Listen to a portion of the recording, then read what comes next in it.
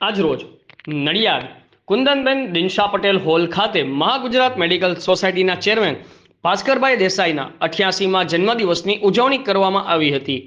આ પ્રસંગે સંસ્થાના પ્રમુખ દિનશા પટેલ, ઉપપ્રમુખ મગનભાઈ એડનવાલા, મંત્રી અનુપભાઈ દેસાઈ, સુમનભાઈ, ડોક્ટર એસી વ્યાસ, ડોક્ટર એસએન ગુપ્તા તથા ભાસ્કરભાઈ દેસાઈના પરિવારજનો અને મહાગુજરાત મેડિકલ સોસાયટીની સાથે સંકળાયેલ સંસ્થાના અગ્રણીઓ, હોદ્દેદારો, નડિયાદ નગર અને નામાંકિત અગ્રણીઓ દ્વારા ભાસ્કરભાઈ દેસાઈને શુભેચ્છા પાઠવી હતી।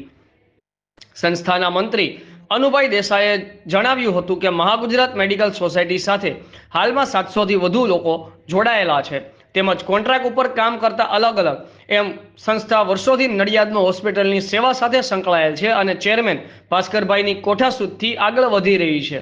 આ પ્રસંગે ચેરમેન ભાસ્કરભાઈ દેસાઈએ જણાવ્યું હતું કે કર્મચારીઓની મહેનત અને કામગીરીના કારણે સંસ્થા ઉત્તરોત્તર પ્રગતિ કરી રહી છે અને હજુ પણ આ સંસ્થા નવા પ્રોજેક્ટ ઉપર પણ કામ કરવા માટે વિચારણા કરી રહી છે અને મહારાજ શ્રી નારાયણદાસના આશીર્વાદથી આગળ કામ ચાલુ રાખશે તેમ કહી તમામનો આભાર વ્યક્ત કર્યો હતો। બ્યુરો ચીફ અમિત પારેખ, આઝાદ મીડિયા લાઈવ, ખેડા। અનુભાઈને કહે કે મને કહે કે અમારે આ જોઈએ છે તો અમે કોઈને ના નથી પાડતા, પછી ગમે તે ખર્ચો। જી ભાસ્કરભાઈ દેસાઈ સાહેબ, આજે તમારો 88મો જન્મદિવસ છે અને શું કહેશો મહાગુજરાત મેડિકલ સોસાયટી વિશે?